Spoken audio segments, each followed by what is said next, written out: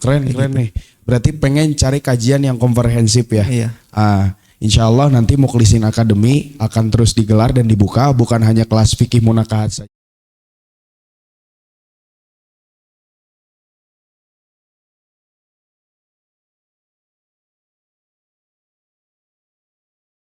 Tetap istiqomah dan semangat ya. Terima kasih. Baik, dari tim Ahwat mungkin ada yang mau berbagi dan mau sharing sama kita di sini. Yang baru pertama kali gabung di Al Mukhlisin, siapa? Ada? Yang baru pertama kali masuk kelas ini dan pertama kali gabung. Ada Teteh Ahwat? Siapa nih kira-kira? Nggak ada ya? Oh berarti udah legend semuanya. Baik, kita ke siapa lagi ya? Ke Akang dulu. Ini deh. Namanya Kang siapa? Kan belum semua tahu. Belum semua tahu. Tes. Perkenalkan nama saya Arif, Kang. Kang Arif ya. Kang Arif asli Bandung ya? Asli Bandung. Di mana Bandungnya Kang Arif? Di daerah Cibuntu, Kang. Dekat. Oh iya Cibuntu ya. Oh iya. Ini dari awal ya ikut kelas ini ya. Dari awal. Lebih ke motivasinya lebih ke apa sih? Untuk belajar sih. Belajar ya. Iya, belajar. Belajar mengenai fikih pernikahan, rumah tangga atau bab munakahat ya. Iya, betul. Atau mau langsung praktek? Teorinya dulu. Oh, teori. Mungkin ini, Kang. Oh, ini dulu ya. Kang Arif, menurut Kang Arif sih, seperjalanan kelas ini sekarang kan udah pertemuan kelima ya kalau nggak salah ya. Nih, apa aja sih yang didapat oleh Kang Arif sendiri? Lebih kemana sih pengalaman dan apa sih yang mungkin sesuatu yang oh ini luar biasa nih, apa sih? Lebih di bab mana atau pertemuan keberapa? Ya. Kalau saya sih semuanya kalau bisa kata orang-orang kan daging banget gitu ya. Si ilmunya. Jadi pas dari awal pertemuan sampai sekarang tuh emang kerasa gitu. Jadi memang ilmunya tuh emang udah poin-poin terus jelas gitu. Oke. Nah paling kalau misalnya dibilang materi mana yang paling berkesan sih semuanya berkesan sih. Semuanya berkesan. Maksudnya ya soalnya emang ilmu baru juga kan buat saya gitu. Belum pernah belajar mengenai fikih munakahat ini. Ya alhamdulillah sih kita sih pengennya memberikan ini dari dulu ya buat teman-teman semua. Tapi qadarullah memang diizinkan sama Allahnya baru di tahun 2024 ini. Ya makanya kita mohon support juga dari teman-teman semuanya. Supaya kegiatan-kegiatan dan agenda Masjid Al Mukhlisin ini bisa terus berjalan, bisa terus berlangsung. Ya, dan yang diharapkan dari kita bagi teman-teman semuanya adalah untuk bisa terus share kegiatan-kegiatan kita, ya, untuk bisa terus up, ya apa aja sih agenda-agenda Masjid Al Mukhlisin. Karena kita jujur nggak bisa sendirian dan kita juga butuh bantuan dari teman-teman semuanya untuk bisa nge-up ya agenda-agenda yang ada di Masjid Al Mukhlisin, termasuk Kang Arif ya. Di-up Kang Arif, diajakin teman-temannya. Oke, tetap istiqomah. Terima kasih Kang Arif ya. Syukran jazakumullah khairan katsiran. Baik. Ini mungkin masih pada di jalan ya, karena kalau saya lihat ini belum sangat lengkap sekali ya. Sebenarnya rencananya tuh pengennya kita itu pada maghrib teman-teman. Tapi kalau dilihat dari apa namanya kondisinya, kalau pada maghrib kayaknya tidak memungkinkan ya, karena walaupun dimulainya setelah pada isya ini masih banyak teman-teman yang akhirnya datangnya masih telat atau masih mungkin masih ada kegiatan di luar gitu loh. Jadi kayaknya kalau diadain kelas pada maghrib tuh memang agak sedikit berat ya. Namun insya Allah kedepannya kalau memang memungkinkan kita pengen buka kelasnya di mulai pada maghrib ya. Kayak waktu dulu awal-awal waktu dulu kita ada kelas fikih dulu awal banget. Itu tuh kita mulainya biasanya pada maghrib. Pada maghrib kita potong isya atau isyanya kita akhirkan ya. Tapi karena memang kondisinya mungkin teman-teman di sini banyak yang masih kerja atau pulang kerja kan sekarang Bandung udah macet banget ya. Udah sangat tidak kondusif ya. Gimana kalau kita undang Godzilla biar dihancurkan? Hah? Gini ya, trik. Oh, bohong. Korban film kita ya. Kalau Indonesia itu punya si Komo ya. Kenapa kita jadi ngebahas film ya? Tahu si Komo kan? Bapak pasti tahu karena yang seumuran saya pasti tahu. Baik, di sini juga sudah kedatangan peserta termuda ya. Namanya Dede Mariam. Masya Allah luar biasa. Terima kasih loh. Ini sudah pada datang semua kayaknya ya. Yang masih di luar untuk bisa segera merapat ke dalam dan juga bisa mengambil air minum ya. Ada jahe yang sudah kita sediakan untuk sekedar menghangatkan teman-teman semuanya ya. Baik, insya Allah kita akan buka dulu ya kajian pada malam hari ini. Bismillahirrahmanirrahim. Assalamualaikum warahmatullahi wabarakatuh. Masya Allah, Alhamdulillah sahabat semuanya yang sudah bergabung, ikhwan akhwat yang dirahmati Allah. Kita panjatkan puji syukur kehadirat Allah yang mana sampai detik hari ini kita masih diberikan kesempatan, masih diberikan juga kekuatan dan tetap diberikan keistiqomahan untuk terus bisa menghadiri kajian di Masjid Al-Mukhlisin terutama di hari Senin malam yaitu kajian fikih munakahat ya. Dan juga tak lupa untuk selalu kita meninggikan sholawat serta salam kita kepada Nabi besar kita Nabi Muhammad Sallallahu Alaihi Wasallam. Mudah-mudahan rahmat syafaat tercurah kepada keluarga, istri-istrinya, sahabat-sahabatnya, tabiin, tabiut tabiin, dan juga umatnya termasuk kita, keturunan-keturunan kita hingga akhir zaman nanti. Dan mudah-mudahan kita termasuk umat yang dirindukan oleh beliau dan kita bisa bertemu dengan beliau di surganya Allah. Amin. Teman-teman, ini udah pertemuan kelima. Artinya catatan kita sudah semakin penuh harusnya, dan juga harusnya kita sudah semakin betul-betul memahami bahwasanya terkait masalah munakahat ini adalah hal yang krusial, hal yang betul-betul mesti dan wajib sebenarnya untuk dipelajari untuk kita terutama buat teman-teman yang memang mau masuk ke jenjang pernikahan ya, atau bahkan untuk teman-teman yang sudah berumah tangga.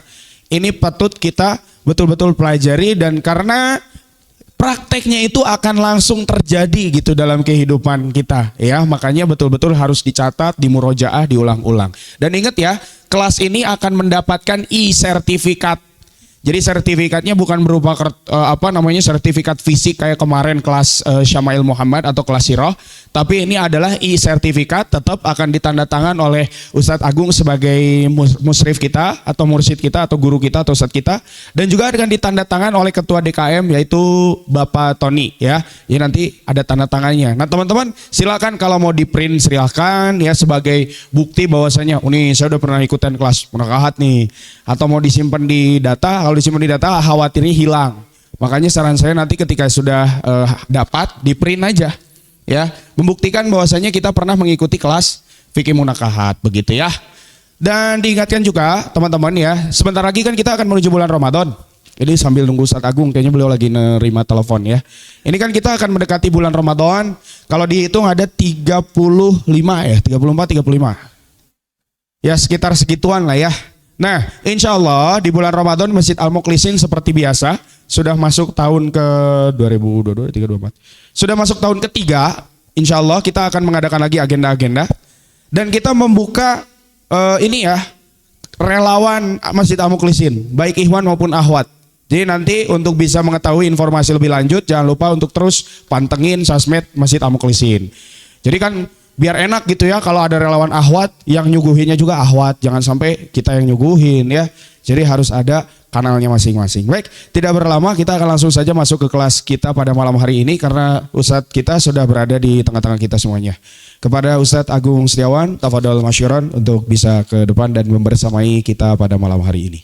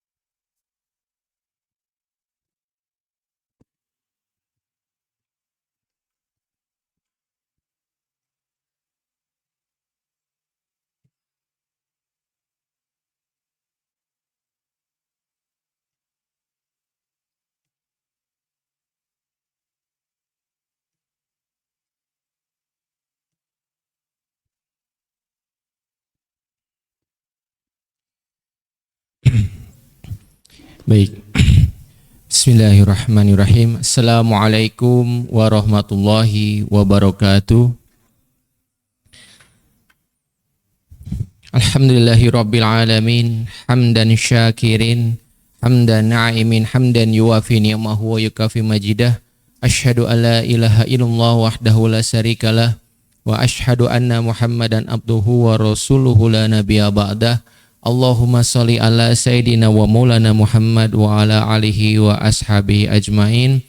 Wa qala ta'ala fil Qur'anil Karim wa huwa asdaqul qailin. A'udzu billahi minasyaitonir rajim. Bismillahirrahmanirrahim. Yuridullahu bikumul yusra wa la yuridu bikumul usra. Wa qala Rasulullah sallallahu alaihi wasallam qala man yuridillahu bi khairan yufaqihu fiddin. Alhamdulillah, segala puji dan syukur atas segala nikmat yang telah Allah berikan. Tak henti-hentinya kita mengucapkan rasa syukur kita kepada Allah Subhanahu wa taala, di mana Allah masih memberikan kita begitu banyak kenikmatan-kenikmatan. Di antara kenikmatan yang paling utama dan yang paling mulia adalah kita masih di dalam nikmat iman dan juga Islam. Salawat dan salam mari selalu kita curah limpahkan kepada junjungan kita Nabi Muhammad sallallahu alaihi wasallam beserta para keluarganya, sahabatnya, tabi'in, tabi'ut tabi'in hingga kita pengikutnya di akhir zaman. Alhamdulillah, ikhwan wa akhwati fillah dirahmati Allah Subhanahu wa taala. Kita pada hari ini akan memasuki kajian kita di part yang kelima dalam pembahasan fikih munakahat di dalam bab tentang tamlikul mal, yaitu kepemilikan harta. Begitu pentingnya kita untuk mempelajari hal ini karena begitu banyak pada akhir pernikahan ataupun ketika di dalam pernikahan itu justru banyak keributan gara-gara masalah ini, gara-gara masalah harta. Nah, makanya kita sebagai mayoritas muslim di Indonesia sering mendengar kata gonogini, ya, kata gonogini. Nah, padahal Islam itu sudah mengatur segalanya yang harusnya sudah tidak ada lagi persengketaan di dalamnya. Karena gonogini itu berarti ngomongin persengketaan. Allah Subhanahu wa taala berfirman mengingatkan kita tentang masalah harta ini. Dalam surat Al-Baqarah ayat 188, Allah Subhanahu wa taala berfirman, a'udzubillahi minasyaitonir rajim, wala ta'kulu amwalakum bainakum bil batil. Janganlah kamu makan harta di antara kamu dengan jalan yang batil. Berarti artinya ada larangan dari Allah Subhanahu wa taala kita memakan harta orang lain hatta walaupun itu adalah harta milik istri kita atau harta milik suami kita dengan jalan yang batil, yang artinya yang tidak sesuai dengan aturan Islam. Berarti di sini ada petunjuk larangan adanya keharaman. Apabila kita tadi mengambil dengan cara-cara yang batil, artinya kita mendapatkan dosa terhadap hal tersebut. Bahkan dilanjutkan wa tadlu biha ilal hukami litakulu fariqon min amwalin nas.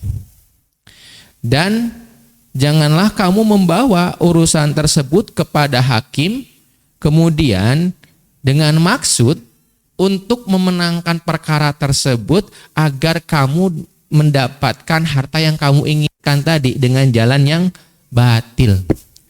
Nah, ini sesuatu yang relate dengan apa yang terjadi pada pernikahan hari ini. Banyak yang sudah menikah, bercerai, kemudian saling gugat-mengugat berkenaan dengan harta gonogini. Padahal dalam ayat Al-Baqarah 186 itu jelas ada perintah larangan, jangan memakan harta dengan cara yang batil, bahkan membawa urusan ini kepada hakim dengan maksud untuk apa? Menguasai harta orang lain tadi. Atau menguasai harta suami kita atau istri kita dengan jalan-jalan yang batil tadi, ya, dan mempengaruhi hakim untuk bisa menguatkan tentang perkara tersebut. Ya, berarti ini relate-nya harta gonogini, ya. Ini kayaknya goyang-goyang baterainya.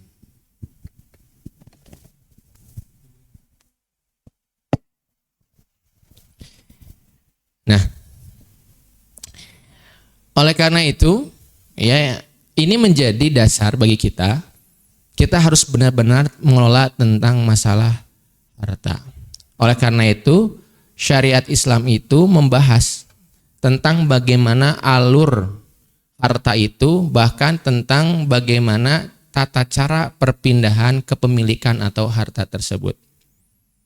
Nah, ini adalah bagaimana tata cara perpindahan kepemilikan harta di dalam Islam. Ya.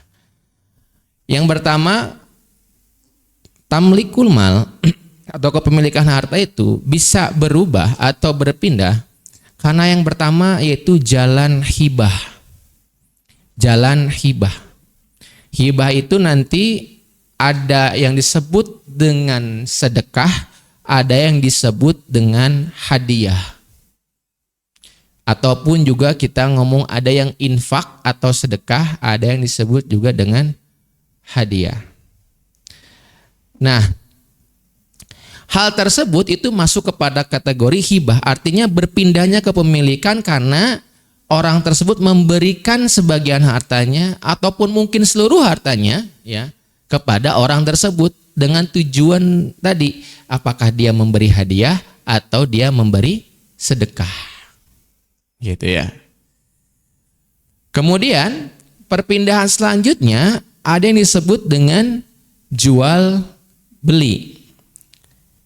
Dalam definisi syar'i, jual beli itu adalah tabaddulun ain bil ain, yaitu pertukaran antara benda dengan benda lainnya. Jual beli itu kan sebetulnya sedang tukar menukar benda, barter, betul? Uang ditukar dengan benda. Kalau zaman dulu itu ya benda dengan benda. Nah, itu adalah jual beli. Nah, nanti dalam akad jual beli itu ya banyak model akadnya. Ada akad wakalah, ada akad samsaroh dan sebagainya, banyak nanti dalam kajian fikih muamalah. Nah, kedua hal tadi, baik jalan hibah dan jual beli merupakan ya sesuatu yang disyaratkan keridoan di dalamnya. Ketika terjadi hal itu, maka pelaku yang melakukan hal tersebut harus memiliki sama-sama keridoan. Hibah, antum memberikan hadiah pada orang lain, antum harus memberikan keridoannya. Antum bersedekah, antum juga harus memberikan keridoannya. Begitu juga dengan jual beli. Jual beli itu kan sebetulnya kesepakatan keridoan. Antum tukar barang A dengan barang B. Barang A-nya misalnya dihargainya 700.000, berarti itulah kesepakatan keridoan. Gitu ya. Nah, oleh karena itu nanti ini berbeda dengan yang selanjutnya. Pemindahan pemilikan harta itu, yaitu dengan cara waris ataupun dengan cara wasiat. Nah, waris itu berpindahnya harta karena sebab kematian. Karena sebab kematian. Ya. Dan kemudian juga wasiat.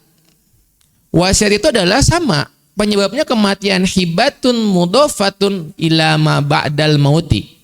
Yaitu adalah tadi pemberian hibah yang dinisbatkan kepada seseorang setelah kematian. Jadi ada pemberian yang dia memang berikan tanpa syarat apapun, memberikan hal tersebut sebagaimana hibah, tapi setelah kematian. Nah, perbedaannya antara yang kiri dan kanan adalah apa? Kalau waris dan wasiat itu enggak ngomongin lagi ridho tidak ridho. Dia dipaksa oleh syariat. Kalau antum meninggal, kalau istri antum meninggal ataupun bapak atau orang tua antum meninggal, maka syariat akan memaksa untuk mengalihkan harta tersebut. Beda tadi dengan yang sebelahnya, harus ada keridoan. Kalau ini tuh nggak harus ridho. Karena apa? Memang syariat yang memaksa itu untuk pindah. Walaupun antum enggak ridho.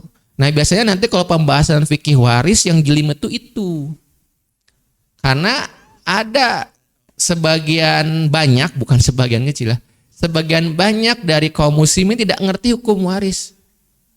Akhirnya ngomongin ridho tidak ridho. Padahal hakikat harta itu bukan milik kita. Kita hanya dititipi harta. Jangan antum merasa memiliki harta. Kalau antum merasa memiliki harta, maka antum akan berat untuk melepaskan harta. Ya. Nah, jadi waris itu akan memaksa orang walaupun ridho tidak ridho. Begitu juga dengan wasiat.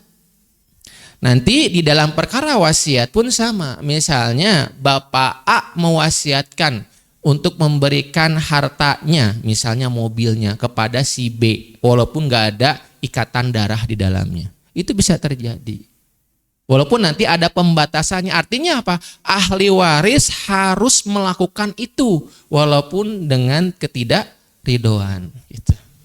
Dipaksa oleh syariat. Ya, nah ini adalah sebab-sebab perpindahan harta. Kalau gitu pernikahan bagaimana? Menyebabkan perpindahan harta atau enggak? Nah ini yang akan kita bahas ya. Ya, karena ada bahasa kalau sudah nikah itu harta kita jadi milik bersama. Oh. Kalau begitu keadaannya nanti pada cari yang kaya, Pak. Biar bisa dimiliki bersama. Nanti setelah itu apa? Gono gini, tuntut ke pengadilan, ya. Biar mendapatkan harta. Ya. Nah, kalau begitu pernikahan bagaimana? Nah, ternyata pernikahan itu bukan sebab dari perpindahan harta. Ya. Jadi kita jangan kepedean. Misalnya kita mendapati istri kita sudah kaya. Wah, berarti ini menjadi milik bersama hartanya. Enggak. Ataupun sebaliknya, suami kita sudah kaya. Terus kita sebagai seorang istri merasa, wah, harta suami, harta kita bersama. Tidak. Nah, maka apa yang didapatkan istri? Yang pertama adalah mahar. Sebagaimana yang kita telah sampaikan di minggu-minggu sebelumnya, pembahasan tentang masalah mahar. Mahar ini merupakan hak dari istri. Tapi bukan rukun di dalam pernikahan. Tapi kan wajib dibayar. Iya, wajib dibayar. Karena itu merupakan hak dari istri antum. Kecuali kalau istri antum karena dia haknya kemudian dia merelakannya, maka tidak wajib dibayar. Ya, begitu Pak. Jadi tuntutan kewajiban ada pembayaran itu gara-gara adalah apa? Itu antum sudah berjanji untuk memberikan hal tersebut. Janji adalah hutang. Hutang wajib dibayar. Paham? Nah, begitu ya. Nah, jadi mahar itu menjadi perpindahan kepemilikan. Artinya, kalau sang suami punya harta, dia jadikan mahar. Kalau begitu mahar tersebut milik siapa?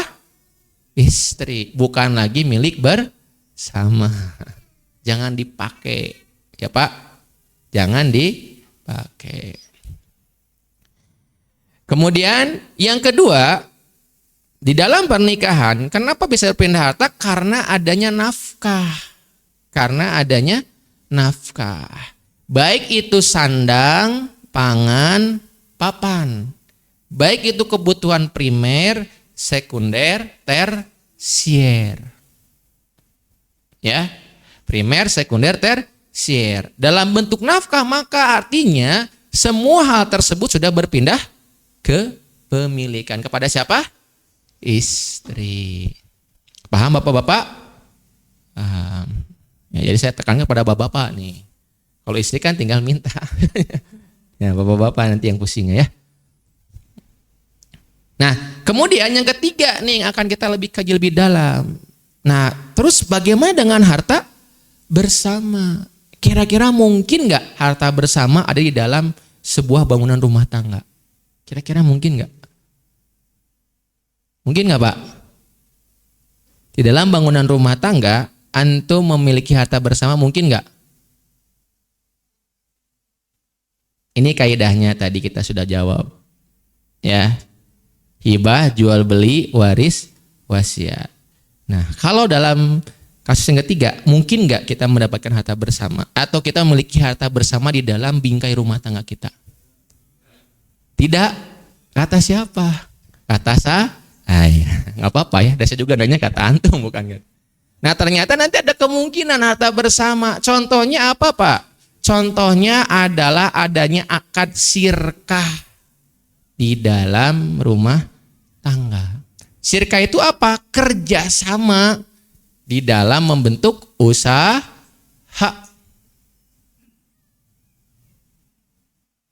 Karena nanti di situ ada pembagian keuntungan dan nanti akan meleburnya harta. Rukun dari sirkah itu nanti menyebutkan adanya peleburan harta dari kedua belah pihak yang bersirkah. Nah artinya saya ngasih tahu sama antum, kalau sekarang antum ya suami istri punya usaha bersama harus bikin akad sirkah. Jangan dianggap remeh. Antar bersama weh. Kita mengambil keuntungannya bersama, sok mama butuna sabara, ke bapak butuna sabara, tapi bisa gitu. Antum memakan harta yang batil nanti, mengambil dengan cara yang batil. Nggak boleh gitu, karena tadi laki-laki punya kewajiban untuk memberikan nafkah. Sekarang pertanyaan diberikan hartanya dari mana? Kalau harta bersama, nggak jelas. Makanya harus dibentuk dengan yang namanya sirkah. Ya, di sini ada yang punya usaha bersama dengan istri? Kalau ada acungkan, coba saya pengen tahu. Ayo, ada nggak? Nggak apa-apa, saya pengen tanya aja. Ibu-ibu, teteh-teteh ada yang punya bersama dengan suaminya? Usaha? Belum ada? Laki-laki nih nggak ada? Iwan? Wah, berarti benar pejuang unggul ini. Single fighter. Ya. Nah, jadi nanti bisa tuh, walaupun kita nanti tidak akan bahas karena itu masuknya fikih muamalah ya. Tapi mungkin apa? Harta bersama. Kalau tadi terjadinya sirkah antara suami dan juga istri, dan ini penting loh ya. Saya mendapati dalam perkara-perkara waris ya, datang kepada saya cerita yang menjadi kasus masalah besarnya adalah apa?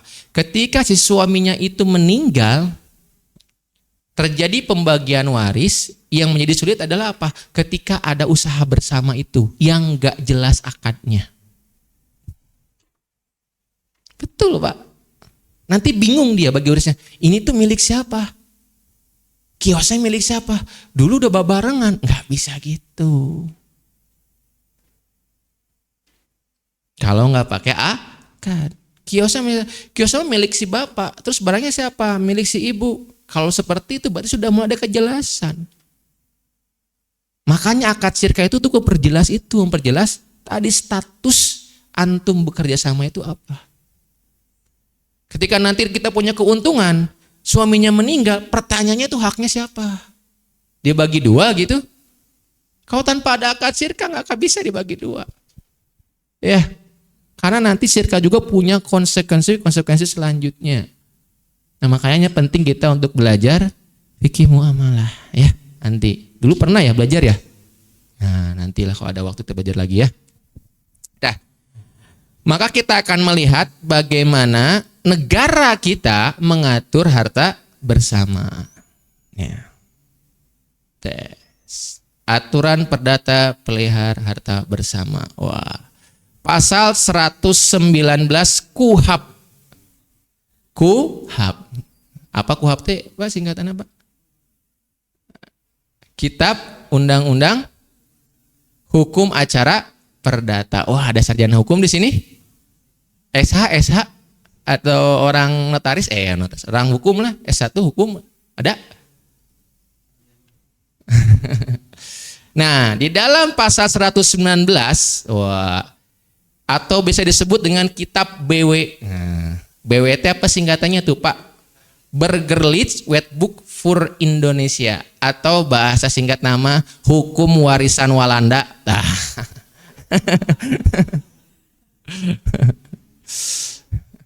Jadi kita itu negara sudah merdeka tapi belum sepenuhnya merdeka. Nih masih pakai aturan Walanda ya, yang dijadikan undang miris ya Pak ya, katanya negara Pancasila ya Pak ya, tapi masih pakai buatan penjajah. kontradiktif. Nah, maka bunyi pasalnya gimana? Sejak saat dilangsungkannya perkawinan, maka menurut hukum terjadi harta bersama menyeluruh antara suami istri. Sejauh tentang hal itu tidak diadakan ketentuan-ketentuan lain dalam perjanjian perkawinan. Artinya, kalau dalam kita mengacu pada hukum ini, ketika suami istri itu terjadi pernikahan, maka hartanya menjadi milik bersama. Kalau kita menggunakan hukum warisan walanda. Dikecualikannya kalau ada perjanjian pernikahan. Nah, ini pertanyaan akbar. Waktu itu ngomongin tentang perjanjian pranikah. Nah, saya cari-cari, oh ternyata ini yang dibahas ya. Ada di dalam kitab Walanda ya. Nah, jadi kalau kita melihat di dalam aturan negara kita atau KUHAP yang menjadi rujukan hakim ya. Tapi ini hakimnya hakim sipil ya, Pak. Hakim sipil. Nah, maka ini yang bisa terjadi harta gono gini itu ini nanti yang menjadi rujukannya. Dia datang ke hakim, kita suka lihat kan artis-artis ya, terjadi perceraian, ribut masalah harta. Nah, ini nanti rujukannya. Ya. Kemudian undang-undang lainnya ada nggak? Ada yang secara spesifik mengatur tentang undang-undang perkawinan.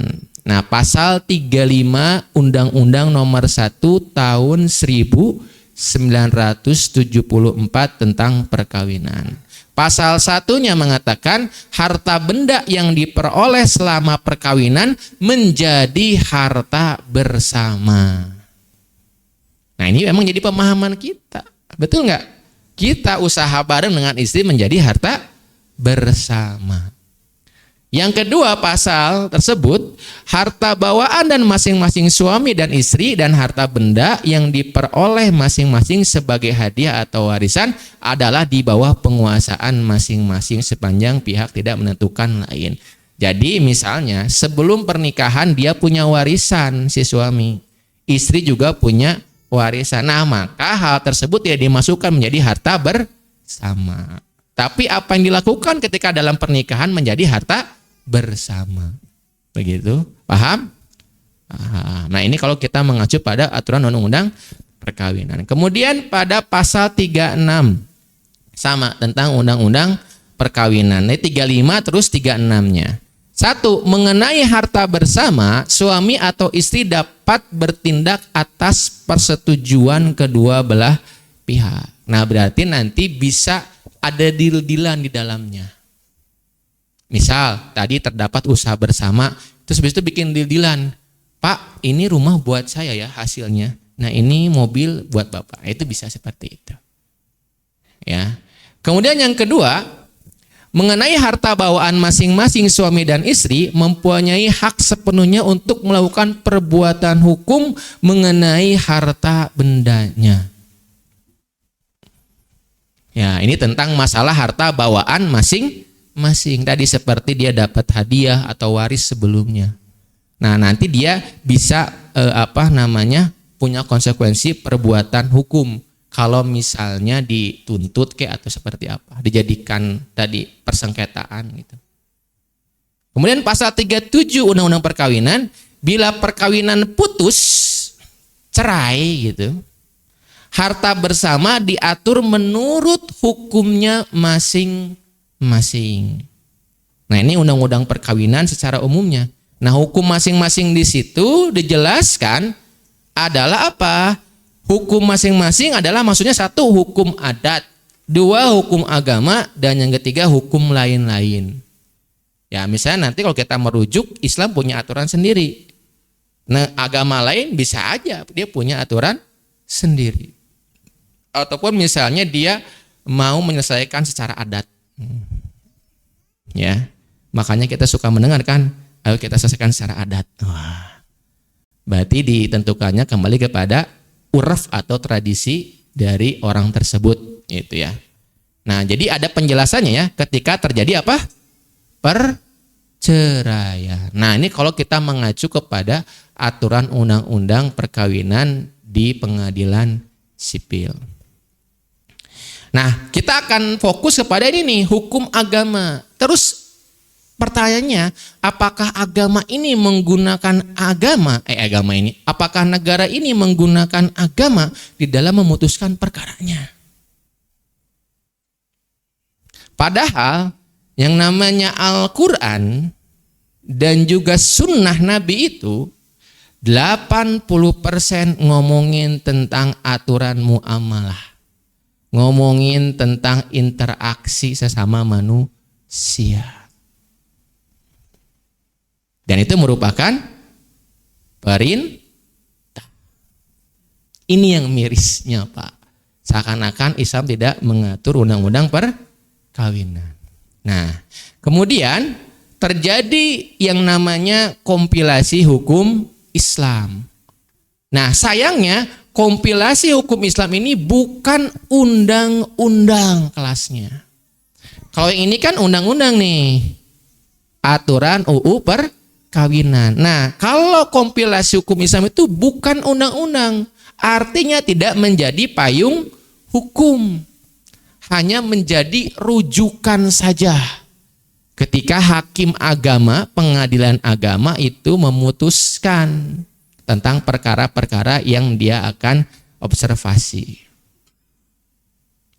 Nah, artinya negara kita itu sudah memisahkan antara agama dan juga kehidupan.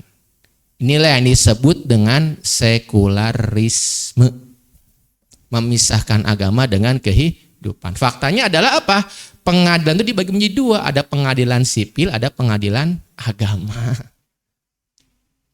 Ya. Jadi mohon maaf, antum jangan tersinggung. Nanti nuduh saya radikal. Bukan radikal, ini fakta kok. Ya, negara kita sekuler gitu ya. Nah, ada rujukan hakim, tapi ini pun ketika diminta. Karena payung umumnya tadi undang-undang tadi tidak mengatur secara rinci tentang hukum Islam. Ada yang namanya kompilasi hukum Islam. Apa sih kompilasi hukum Islam? Nih penjelasannya. KHI adalah proyek Mahkamah Agung dan Kementerian Agama untuk melakukan nasionalisasi hukum Islam.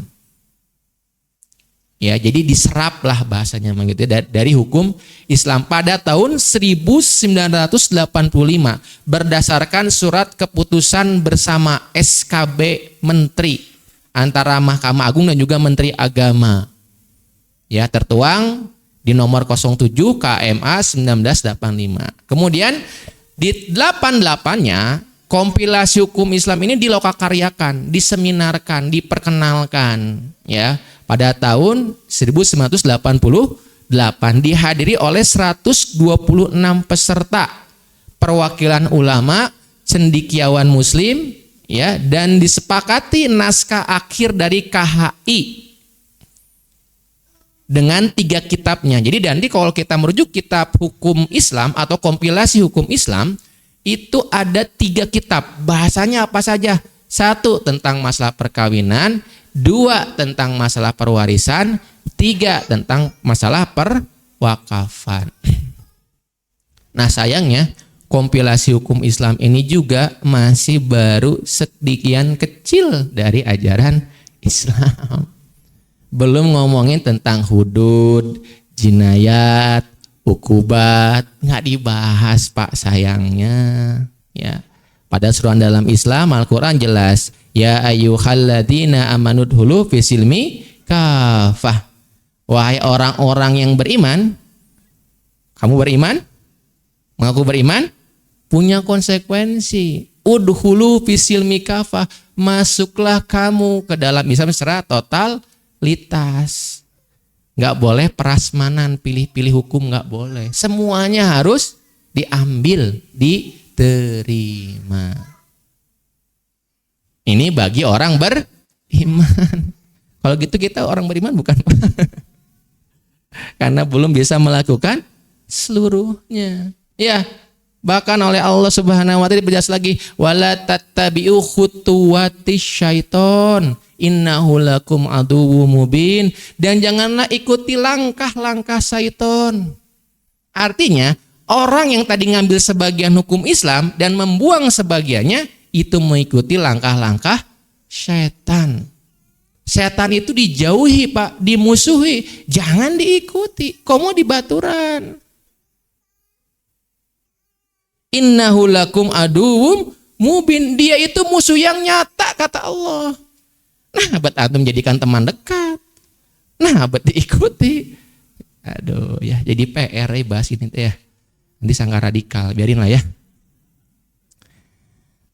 Nah, jadi ada 3 kitab ya, perkawinan, perwarisan, perwakafan. Cuman 3 ini yang dibahas. Pada tanggal 10 Juni 1961, Presiden mengeluarkan Inpres ya nomor 1 tahun 1991 yang berisi untuk kepada Kementerian Keagamaan untuk menyebarluaskan KHI ini agar digunakan di dalam ruang lingkup pemerintahan di dalam negara ini. Nah, tapi ingat, ini itu belum menjadi payung hukum, belum menjadi undang-undang, artinya tidak mengikat. Kalau misalnya antum ada perkara perceraian atau apa, terjadi masalah, ngadu ke hakim, nah baru hakim merujuk. Kalau antum tidak mengadu, ya nggak akan dipakai, gitu. Karena bukan payung hukum. Kan payung hukum itu nanti tanpa ada pengaduan pun dia bergerak. Contoh misalnya terjadi pembunuhan, nggak perlu ada yang mengadukan dulu, karena sudah ada undang-undangnya, maka polisi bertindak atas nama itu. Itu bedanya.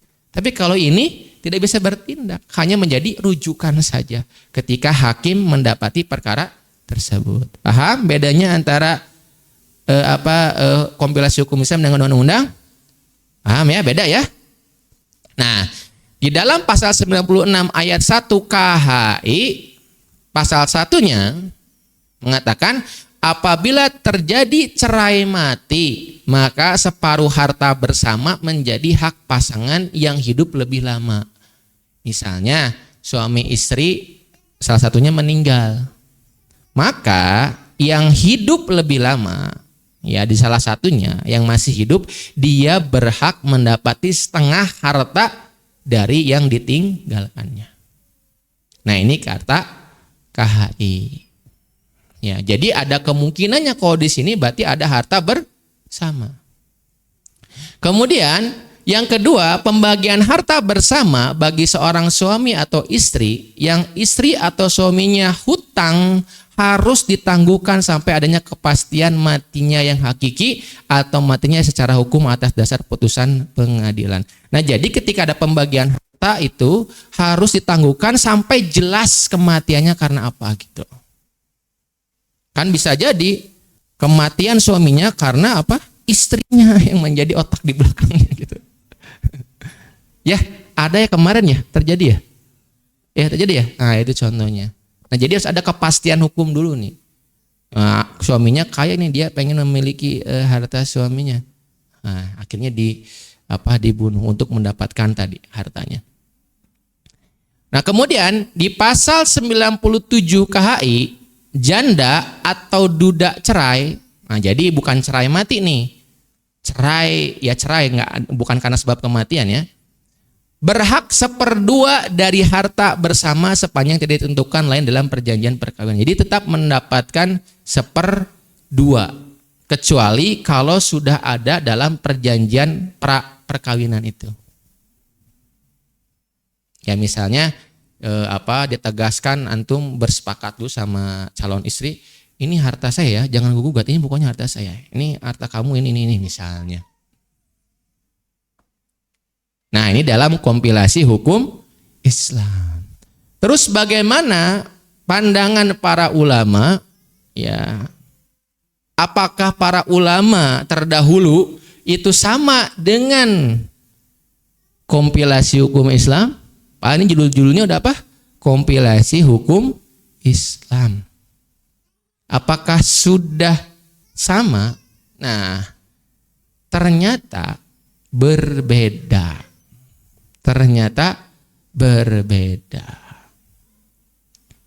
Ya.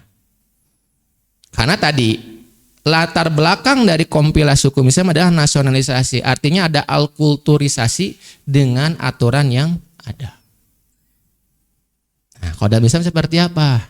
Nih, dalam syariat Islam. Dalil yang pertama dibawakan di sini ada dua. Yang pertama ada di dalam surat An-Nisa ayat 32. Ya, ini tuh ayat yang panjang ya. Nanti kalau antum lihat An-Nisa itu ada ayat yang ngomongin di awalnya itu ngomongin pembagian tentang harta waris. Laki-laki dapat 1/2, perempuan dapat 1/4, istri dapat berapa, bapak dapat berapa. Nah, ulama mengatakan di dalam surat An-Nisa 32, yang dikatakan sini, lirijali nasibun mimma stasabu walin nisa'i nasibun mimma tasabna. Bagi laki-laki ada bagian daripada mereka yang mereka usahakan. Nih, lihat. Ini tuh sebetulnya lanjutan ayat. Maksudnya apa? Maksudnya di dalam hal waris, bagian laki-laki itu telah ditentukan. Begitu juga dengan perempuan. Perempuan juga telah ditentukan. Bahkan ayat tentang waris itu sangat jelas pembagiannya matematikanya. 1/2, 1/4, 1/6, 1/8, semuanya itu benar-benar detail rinci. Artinya Allah sudah memberikan bagian-bagiannya. Kalau misalnya ada suami meninggal, istrinya dapat berapa? 1/6. Nah, nanti kan itu tuh dibagi gara-gara siapa? Ya Allah telah menentukan itu. Bukan seperti tadi dalam KHI disebutkan 1/2 bahkan. Berarti bertentangan nggak? Bertentangan. Makanya ulama mengatakan seandainya Allah Subhanahu wa taala itu menentukan sebagaimana ini, harusnya ditulis tadi di dalam surat An-Nisa. Karena surat An-Nisa itu memperjelas bagian-bagiannya, berarti sudah ada tuh berapa. Sedangkan 1/2 ini atau setengah ataupun 1/2 ini tidak ada dalilnya. Paham? Nah, bahkan di dalam hadis lainnya Rasulullah SAW ya itu pernah diadukan oleh Hindun. Siapakah Hindun? Dia adalah istrinya Abu Sufyan. Inna Aba Sufyana rajulun syayikhul la yu'tini min nafaqati ma yakfini wa yakfin bani. Nah, jadi Abu Sufyan itu ya disebutkan di sini ya, oleh istrinya adalah apa? Rajulun syayikhul la yu'tini. Jadi orang yang pelit, Pak, tidak memberikan yu'tini min nafaqati dari nafkahnya itu. Ya, jadi Abu Sufyan itu memberikan sesuatu yang tidak mencukupi, intinya baik kepada istrinya dan juga anaknya. Illa ma ahadtu min malihi bighairi ilmihi. Kemudian istrinya tersebut mengambil harta tanpa sepengetahuan suaminya, yaitu siapa? Abu Sufyan. Kemudian dia bertanya, fahal fi zalika min junahin, faqala Rasulullah SAW. Dia bertanya pada Rasulullah SAW, ya Rasulullah, bagaimana pendapatmu tentang perbuatanku ini? Dia mengambil harta suaminya tanpa diketahui. Maka Rasulullah SAW menjawab, khuddi min malihi bil ma'ruf ma yakfiki wa yakfi baniki. Kemudian Rasulullah mengatakan, ambillah harta secukupnya saja. Untuk siapa? Untuk dirimu dan juga untuk anakmu. Karena apa? Karena suami punya kewajiban untuk menafkahi. Tapi lihat konteksnya, kenapa Pak sahabat Nabi ini bertanya kepada Nabi? Artinya dia tidak pede, tidak percaya diri ketika dia mau mengambil harta dari suaminya. Takut, Pak. Jangan-jangan ini perbuatan yang salah, yang batil. Paham? Kalau sesuatu yang sudah ma'ruf, sudah dikenal, maka dia tidak akan mungkin ngambil, tidak akan mungkin mengadu kepada Rasulullah. Tapi pertanyaan, kenapa dia ngadu dulu pada Rasulullah? Artinya dia tidak percaya diri, takut. Jangan-jangan aku mengambil harta dari suamiku adalah jadi jalan yang batil, walaupun untuk kepentingan dirinya. Itu hak dari istrinya dan juga anaknya. Coba lihat. Nah, ini kontekstual dari hadis tersebut. Nah, kemudian dipertegas lagi, rawaul Abu Umamah, ya, dalam riwayat yang diriwayatkan oleh Abu Umamah, Rasulullah SAW bersabda, la tunfiku imra'atan say'an min baiti jaujiha ila bi izni jaujiha. Rasulullah SAW bersabda, tidaklah seorang istri itu berinfak. Coba antum bayangkan, istrinya punya niat baik nih untuk apa? Berinfak sesuatu dari rumahnya kecuali dengan biizni jaujatiha, kecuali dengan izin suaminya. Kecuali dengan apa? Izin suaminya. Artinya Rasulullah SAW menganjurkan istrinya, walaupun dia mau berniat baik, harus izin pada suaminya untuk menginfakkan. Berarti ngambil harta suaminya, betul? Tapi apa kata Rasulullah? Terdapat larangan.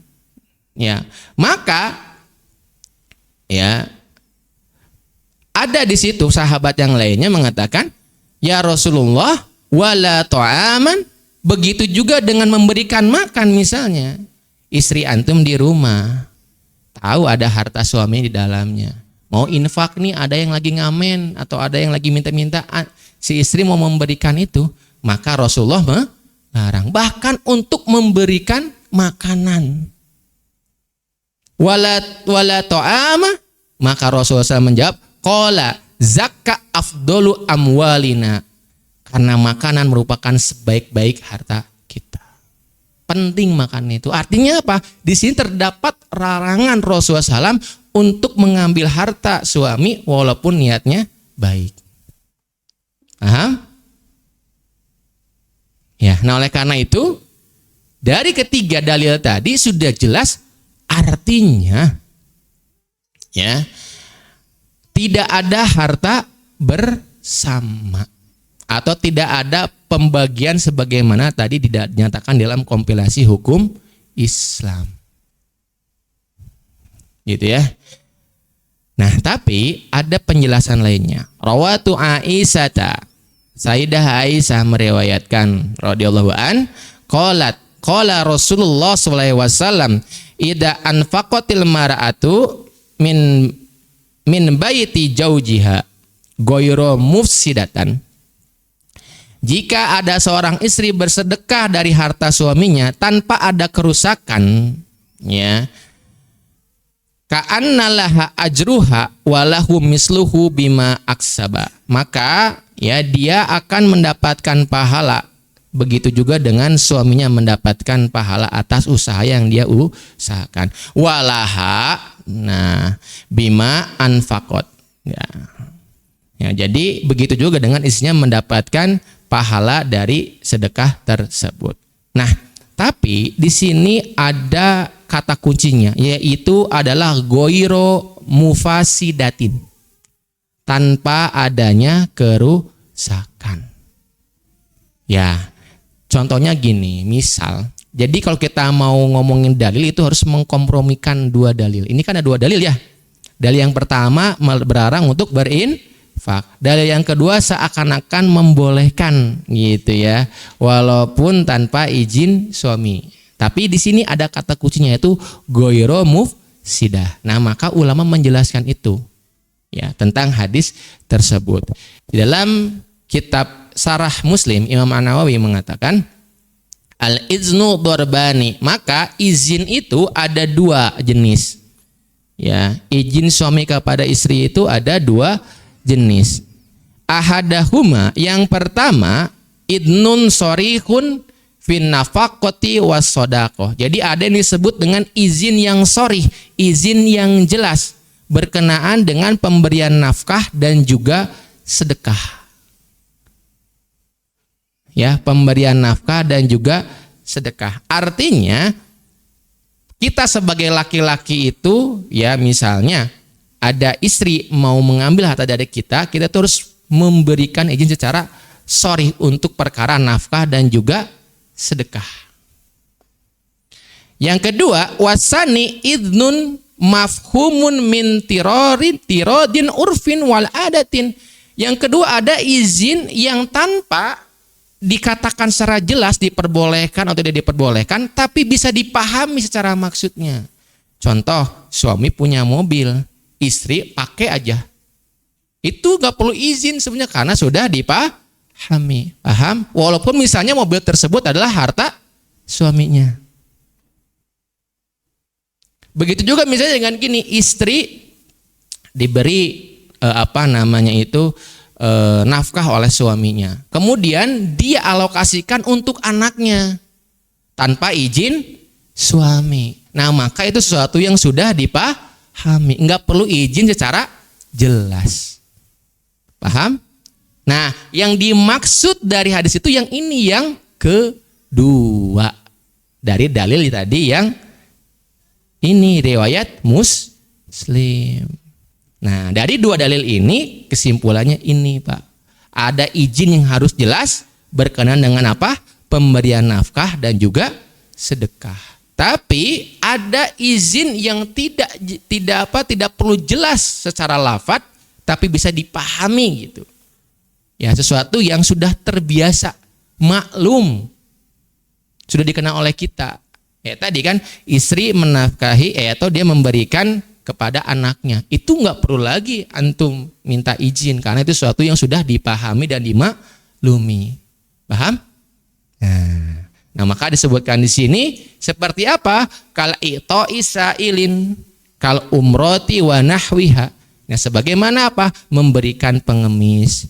Contoh misalnya hal-hal yang tadi lazim lah, yang di kalangan kita misalnya, yang menjadi sudah uraf atau tradisi tadi, misalnya suami tahu nih, dah paling juga ngasih ke pengemis juga 1.000 gitu ya, bukan sesuatu yang tadi mufasadatin yang bisa merugikan, maka itu sesuatu yang sudah belum apirage 1.000 gitu. Dan apalagi misalnya suaminya adalah suami yang mampu. Kecualinya suami tersebut adalah suami yang sama dalam keadaan sulit. Nah, maka nanti berlaku harus dengan izin yang sharih. Paham? Bisa dipahami? Nah, itu ya, kita membedakan dari penjelasan dari kedua dalil tersebut.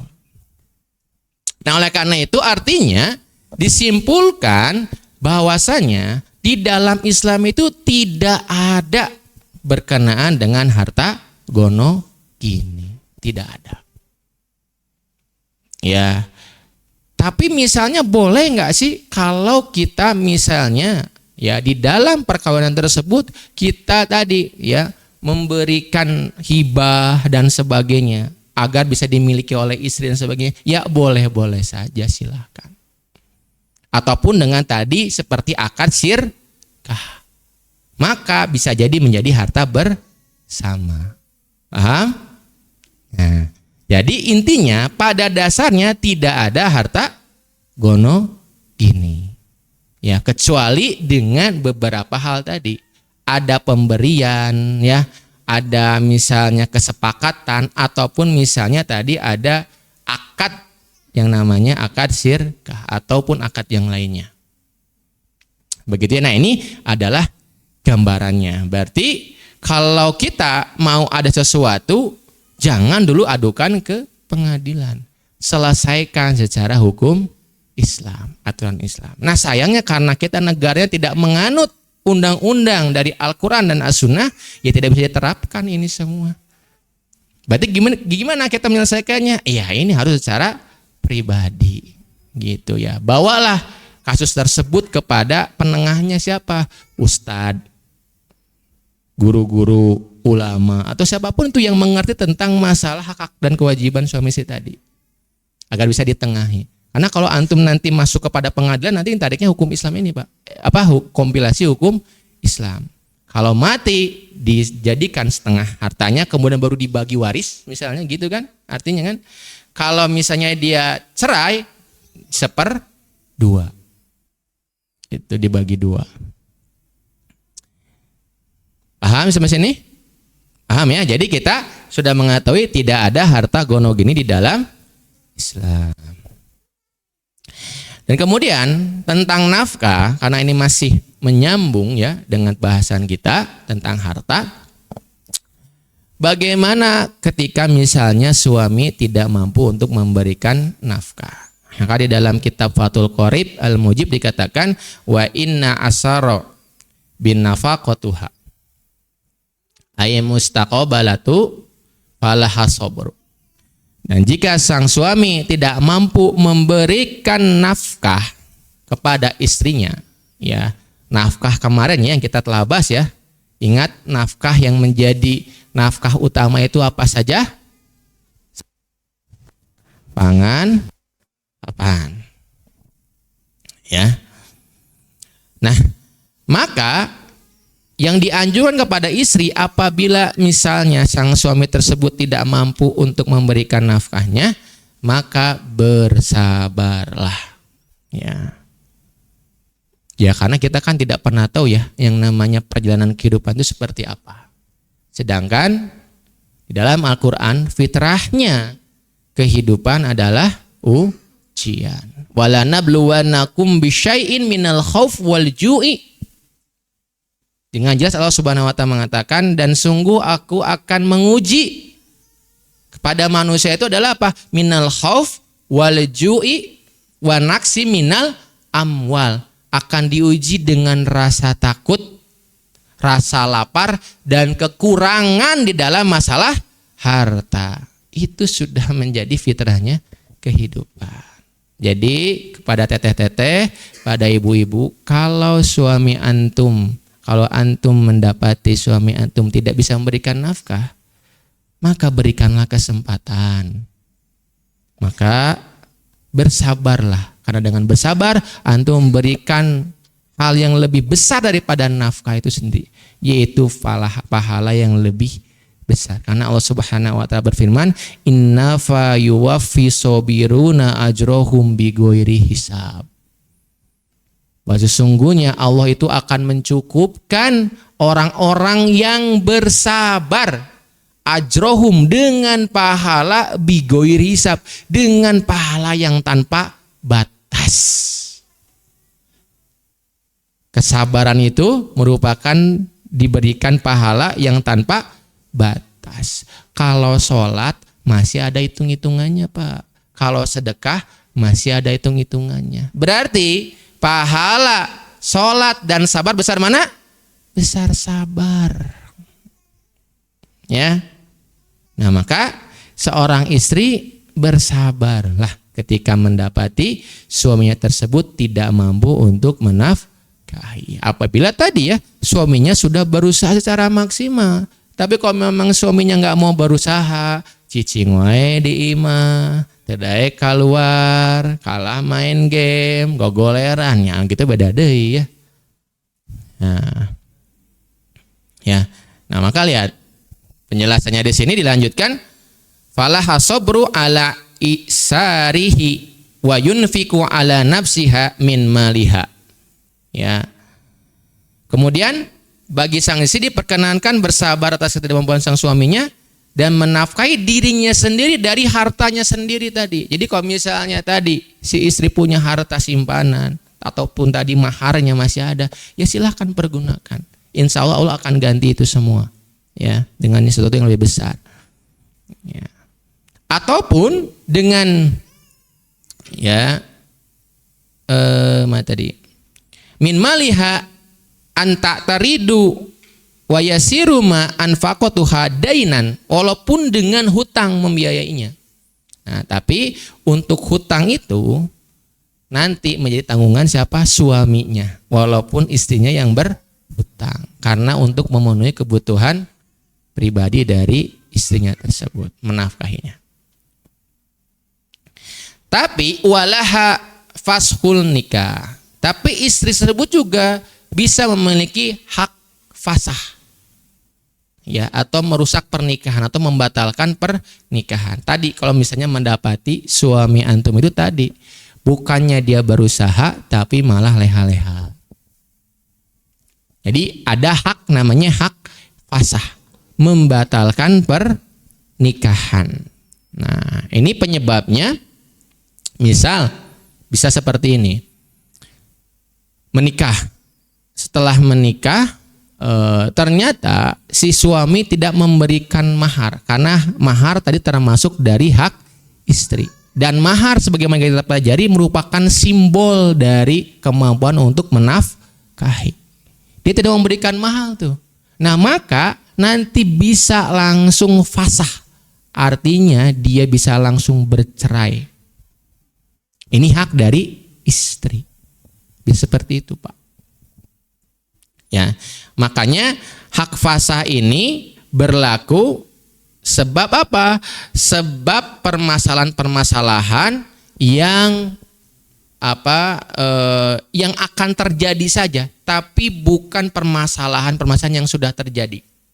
Misalnya gini, si istri berjalan nih dengan si suaminya sudah 1 tahun atau 2 tahun gitu ya. Ada satu contoh kasus ya, ini kasusnya nyata ngadu ke saya. Si istri mengadu kepada saya, dia ingin membatalkan pernikahannya. Saya tanya, pernikahannya udah berapa lama? Udah 3 tahun. Lah 3 tahun udah dibatalin ya nggak bisa, saya bilang gitu. Emang kenapa? Karena ada sebab-sebab fasahnya, sebab-sebab pembatalnya. Apa sebab pembatalnya? Adalah si suaminya menipu kalau si suaminya tersebut adalah hafiz Quran. Ini kejadian nyata, Pak. Jadi di sipi taharupnya ketika dia dipertemukan ngomongnya dia hafiz Quran gitu. Nah, saya bilang kalau anti baru nikah pada saat itu wajar, saya bilang.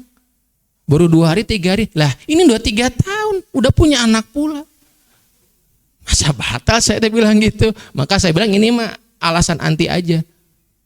Kecewa sama suami tapi bukan menjadi hak untuk bisa fasah. Karena nanti beda antara konsekuensi fasah dengan konsekuensi talak. Itu beda. Nanti kita bahas ya di pertemuan selanjutnya. Nah, kalau fasah itu nanti bisa jadi gelar si istrinya tersebut sebagaimana istri yang perawan, Pak. Beda dengan yang ditalak. Kayak gitu. Misalnya nanti contoh tadi, fasah ketika si suami tidak memberikan mahar.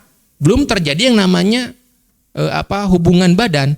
Nah, maka status si istri tersebut sebagaimana perawan, tidak ada masa iddah. Contohnya seperti itu. Ya, ataupun misalnya ya hal-hal lain yang menyebabkan tadi ya, contohnya tadi ditipu lah sama suaminya gitu. Bilangnya pengusaha atau apa.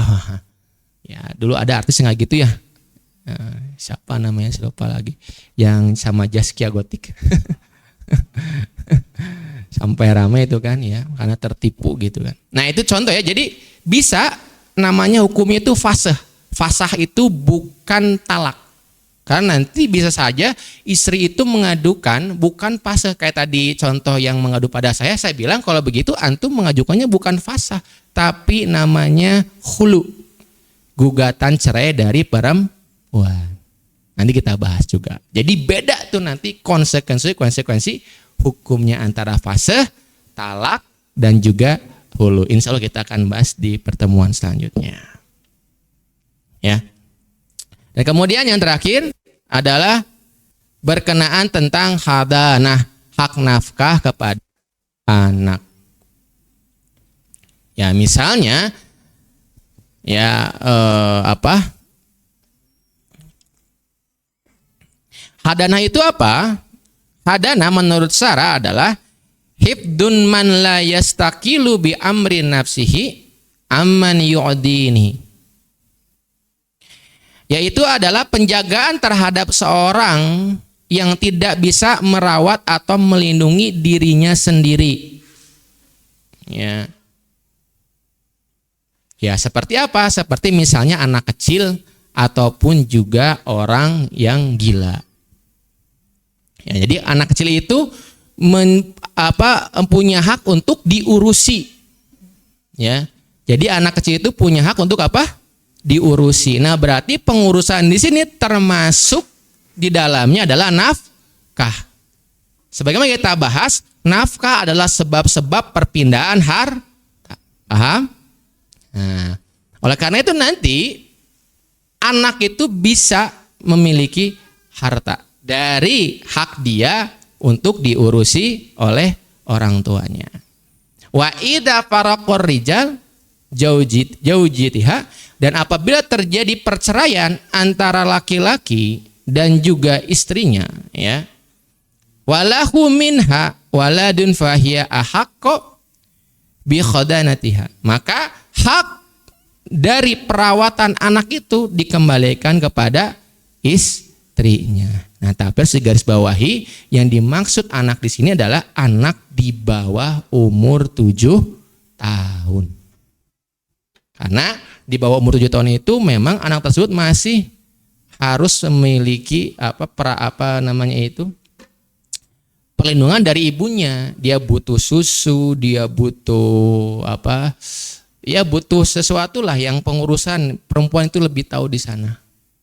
Gitu ya. Tapi kalau sudah masuk umur 7 tahun, nah maka dia boleh untuk memilih. Nah, 7 tahun itu disebut dengan usia tamyiz. Tamyiz itu adalah usia yang sudah bisa membedakan. Jadi dia nanti sudah bisa milih orang tuanya, mau ikut bapak ataupun ikut ibu, kayak gitu. Nah, jadi nanti ketika pengasuhan itu terjadi, maka selama pengasuhan itu laki-laki harus memberikan kewajibannya, yaitu nafkah. Kepada siapa? Kepada anaknya, walaupun terjadi perceraian. Nah, nanti setelah umur 7 tahun anak tersebut ditanya mau kemana, mau ikut siapa, ya, apakah mau ikut bapak atau ikut istri atau ibunya, karena dia sudah memilih. Ya, nah ini adalah sebab-sebab lain berkenaan dengan kepemilikan harta. Oleh karena itu bisa disimpulkan bahwasanya artinya di dalam ajaran Islam tidak mengakomodir harta bersama atau gonogini, kecuali dalam beberapa perkara. Begitu yang saya sampaikan. Mungkin sebelum ditutup saya kembalikan dulu kepada MC, ataupun misalnya ada yang mendiskusikan atau ditanyakan berkenaan dengan hal ini ataupun hal yang sebelumnya, silahkan. Wallahu a'lam bishawab.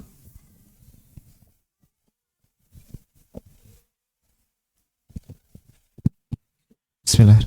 Alhamdulillahirabbil alamin. Syukran jazakallahu khairan untuk Ustaz Agung.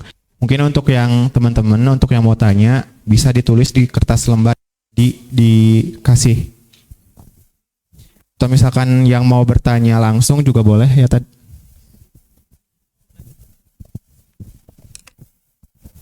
Bismillahirrahmanirrahim. Assalamualaikum warahmatullahi wabarakatuh. Pertanyaan saya Pak, ayah saya sama ibu saya kan cerai. Setelah itu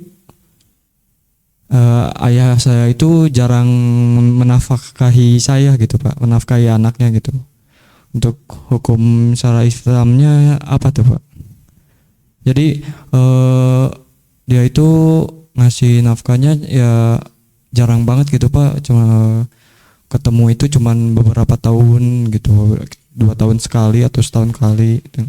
Dan sampai sekarang juga udah jarang banget gitu, makin kesini makin jarang buat nafkahin anaknya gitu Pak. Baik. Ya, jadi pertanyaannya silahkan, kalau nggak tanya langsung atau karena biasanya urusan rumah tangga itu urusan yang privasi. Jadi antum bisa tulis di kertas, nggak perlu pakai nama. Ya, silahkan. Karena takutnya urusan yang privasi. Jadi biar lebih mempermudah saja. Nah, berkenaan dengan masalah nafkah, antum perlu ketahui, laki-laki kalau sudah balik, apabila dia adalah orang yang dalam tanda kutip sehat, berakal, ya, maka dia tidak wajib untuk diberikan nafkah. Jadi kalau antum umurnya berapa sekarang? 23. Berarti sudah nggak wajib orang tua antum memberikan nafkah pada antum. Karena kewajiban memberikan nafkah bagi laki-laki itu sampai umur dia balik. Umur balik antum berapa? 15 tahun, berarti sampai di situ. Setelah itu tanggung jawabnya kemana? Tanggung jawab pada diri sendiri. Itu kewajiban nafkah. Kecuali kalau perempuan. Kalau perempuan itu istimewanya selama seumur hidupnya dia dinaungi oleh ibu bapaknya. Dia bercerai orang tuanya. Tapi kalau dia memang sudah mampu, sudah mampan, ya jangan minta nafkah kepada orang tuanya. Dibahas dalam kitab Fathul Qorib itu tidak boleh seperti itu. Kalau dia sudah mampu untuk mencari nafkah sendiri. Nah ini bagi perempuan. Nah tapi kalau nanti dia jadi janda, dia belum mampu mencari nafkah, maka diberikan nafkah siapa? Orang tuanya, oleh bapaknya khususnya. Nah tapi kalau laki-laki, tadi kita bilang tidak wajib, sampai balik saja wajibnya. Kecuali sebagaimana yang disebutkan di atas, yaitu laki-laki tersebut memiliki kebutuhan khusus. Misalnya dia punten orang yang golabatul akli, yang akalnya kurang sehat. Ya, dia punya kebutuhan khusus lah bahasa kitanya. Nah, maka selama itu dia memang wajib dinafkahi. Ataupun misalnya, ya intinya begini, kalau laki-laki tersebut memang mempunyai kebutuhan khusus ibaratnya, nah maka wajib dinafkahi. Nah sekarang pertanyaannya, kalau misalnya antum punya kebutuhan khusus itu, berarti bapak antum tetap wajib dinafkahi. Kaidahnya gitu ya, kalau laki-laki sampai balik. Tapinya apabila anak tersebut tidak memiliki kebutuhan khusus, gitu ya. Kalau bapaknya nggak mau nafkah, ya berarti dia berdosa, begitu. Ya, mohon maaf. Jazakallah, terima kasih banyak Pak. Ya. Yang Ahwat, punten untuk pertanyaannya bisa dikolektifin. Sama yang Ikhwan juga bisa diestafetin ke pinggir kalau yang udah.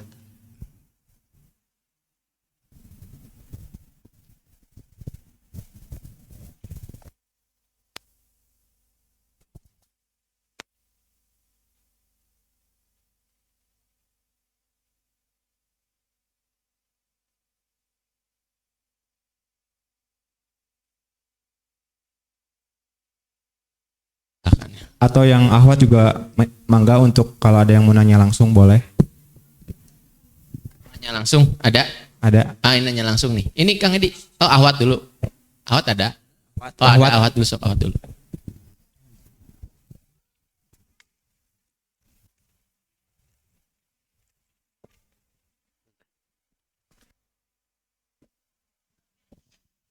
Bismillahirrahmanirrahim. Assalamualaikum warahmatullahi wabarakatuh. Waalaikumsalam warahmatullahi wabarakatuh.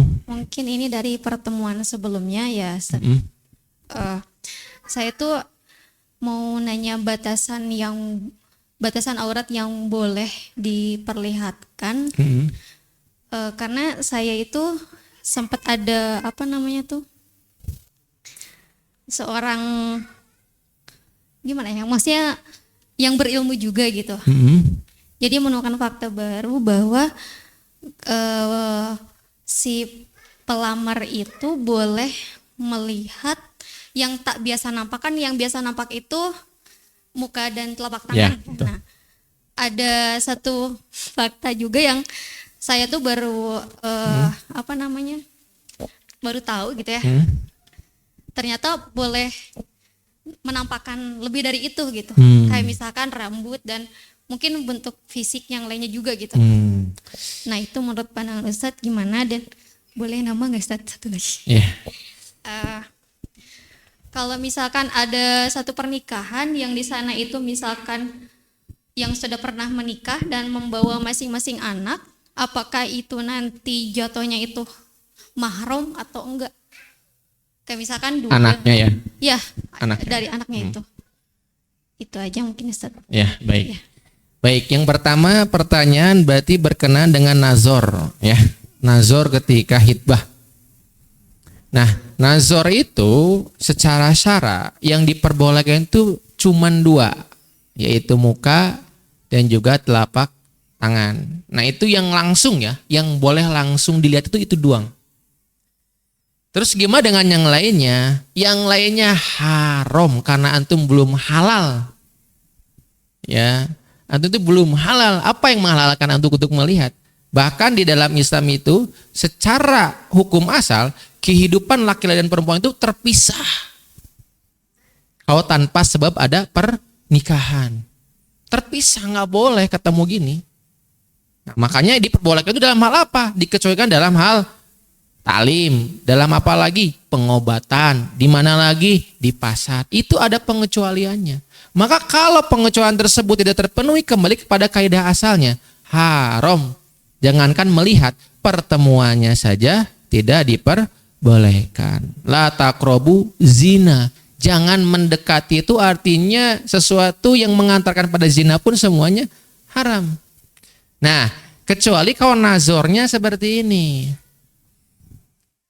Si calon laki-lakinya tersebut memerintahkan kepada, misalnya dia punya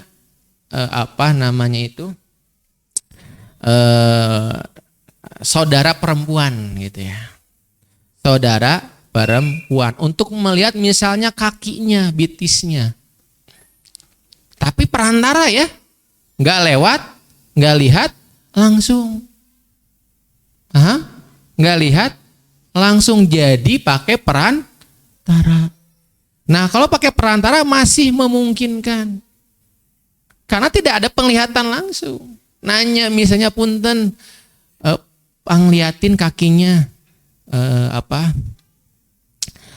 kakinya misalnya apa ada cacatnya atau enggak, misal.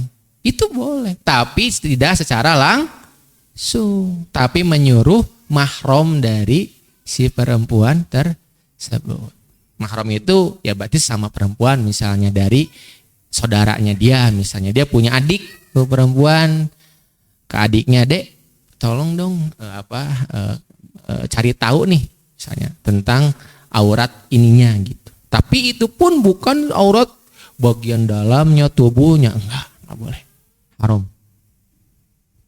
Ya, nah ini harus kita perhatikan ya. Jadi kaidahnya haram, pertemuan laki-laki dan perempuan itu haram.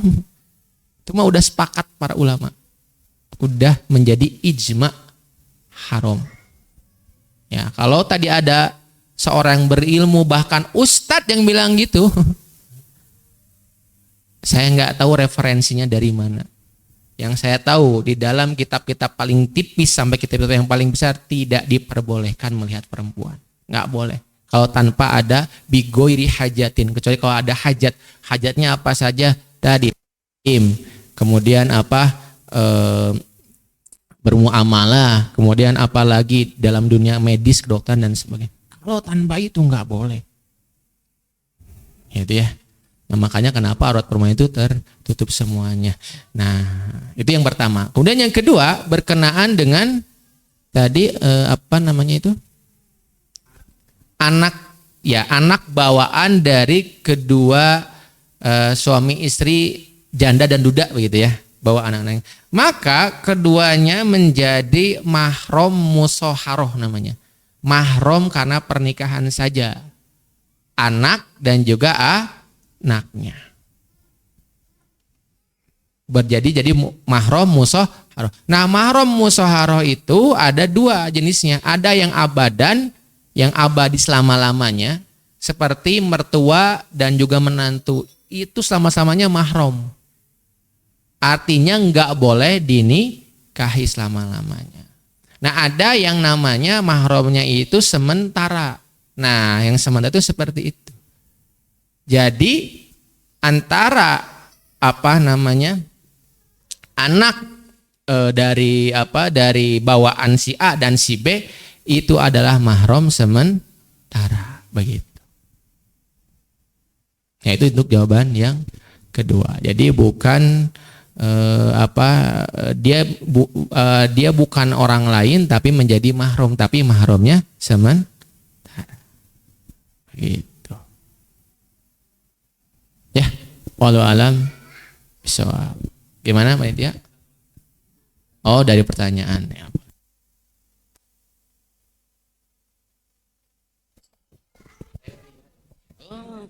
Baik, harus kumpulkan lagi.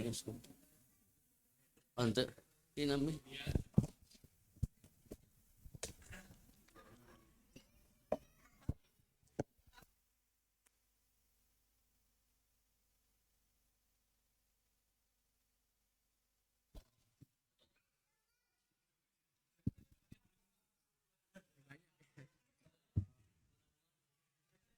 Pertanyaannya, apakah ada tips untuk mengedukasi orang tua terkait akad dan harta sirkah di saat kondisi orang tua memiliki usaha bersama tanpa ada pembagian harta yang jelas?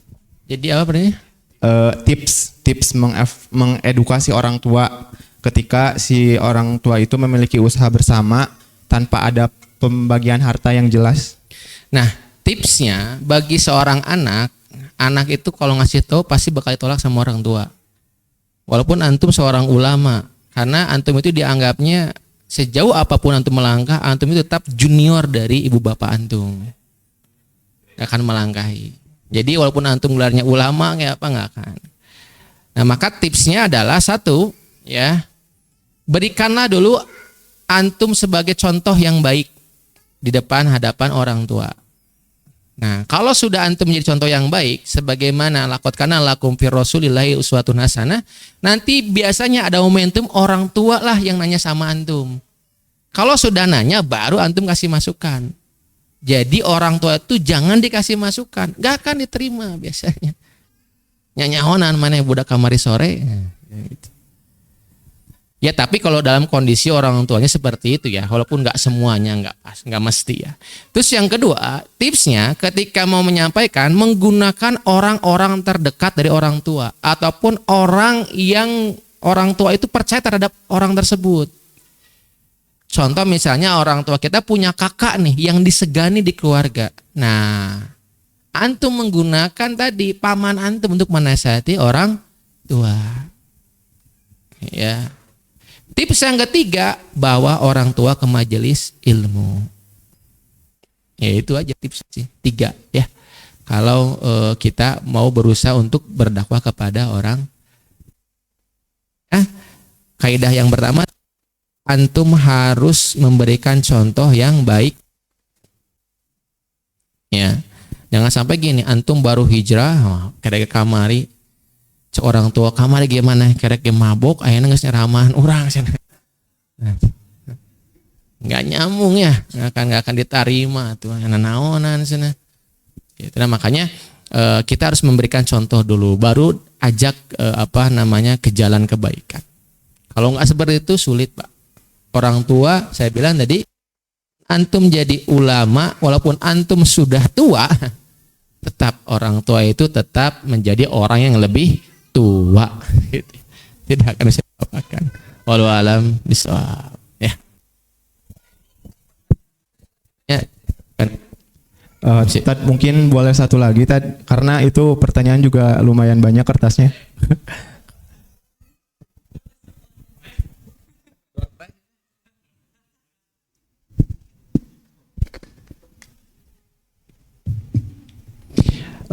Bismillahirrahmanirrahim, mau tanya bagaimana jika istri sudah memiliki penghasilan sendiri, apakah suami tetap menafkahi istri?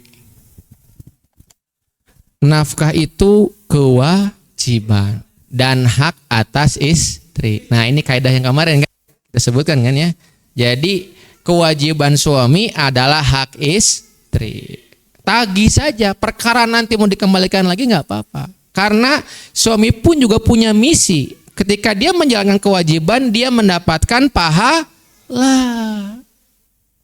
Jadi motivasi sebagai seorang suami itu Pak, mendapatkan pahala, bukan menjadikan beban. Ya, maka istri boleh terima aja dulu karena itu hak anti. Tapi ketika itu dikembalikan lagi pada suami karena antum mampu dan sebagainya, silahkan, atau sedekahkan silahkan. Ya, tapi yang penting kewajibannya harus ditunaikan. Wallahu alam bishawab. Ya, baik, mungkin itu aja cukup untuk pertanyaannya, 4 pertanyaan. Dan mungkin untuk terakhir, saya ucapkan terima kasih untuk teman-teman yang sudah hadir. Mungkin saya juga, tadi Kang Dafri ada halangan, semoga Allah mudahkan segala urusannya. Dan mungkin untuk yang terakhir, nanti insya Allah kita, untuk pertanyaan yang belum, mungkin kita insya Allah akan ada sesi untuk menjawab semua pertanyaan ini. Kemudian untuk diingatkan lagi teman-teman yang sudah mengikuti kelas dari awal sampai akhir untuk mengisi absensi. Kemudian untuk modul insya Allah dikasihnya setelah materi episode selanjutnya. Jadi malam ini mungkin episode 4 dan ahad depan mungkin episode 5. Nah kemudian untuk teman-teman yang memang nggak join dari awal, silahkan ajak teman-temannya karena boleh gabung di pertengahan. Mungkin memang tidak akan mendapatkan e-sertifikat gitu ya. Mungkin untuk terakhir juga tetap ikutin informasi dari Masjid Al-Mulisin di @almulisin.id. Kemudian kalau ada yang belum masuk grup WhatsApp, silahkan untuk hubungi admin supaya bisa masuk grup WhatsApp. Mungkin untuk akhir dari kegiatan ini akan dibacakan doa oleh Ustadz Agung.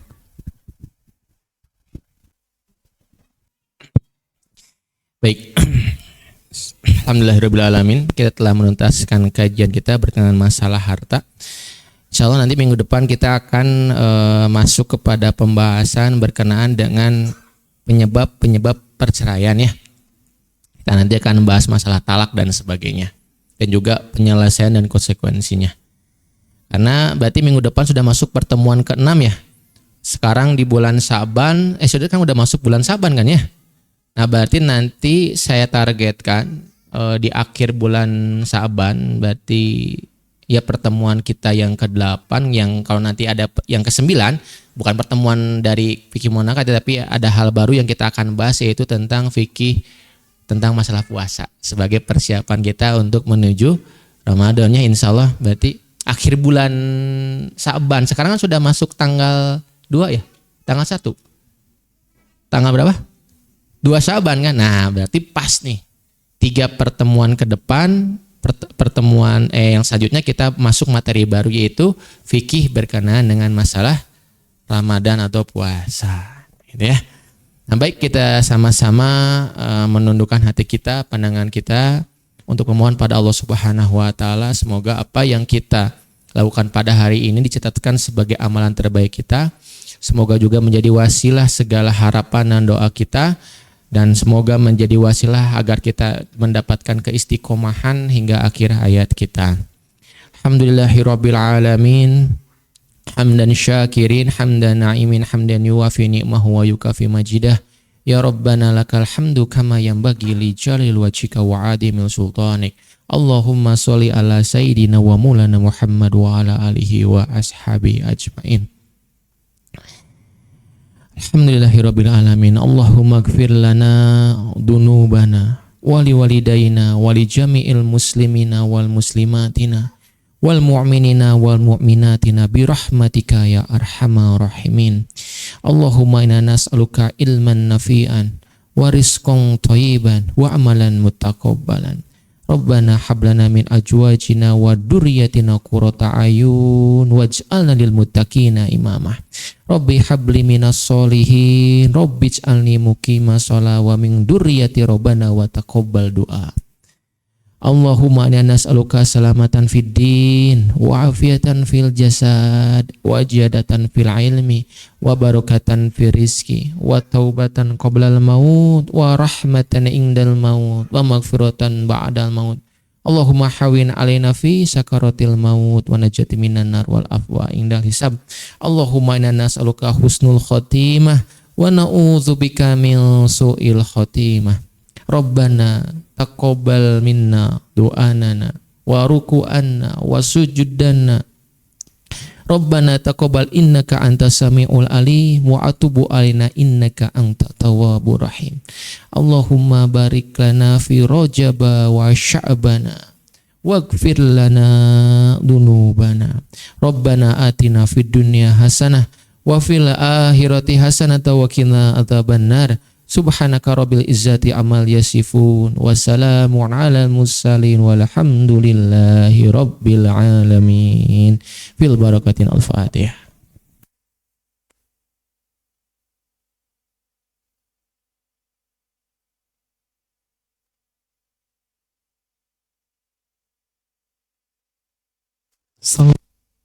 Ala Muhammad sallallahu alaihi wasallam, sallallahu alaihi wasallam, sallallahu ala Muhammad sallallahu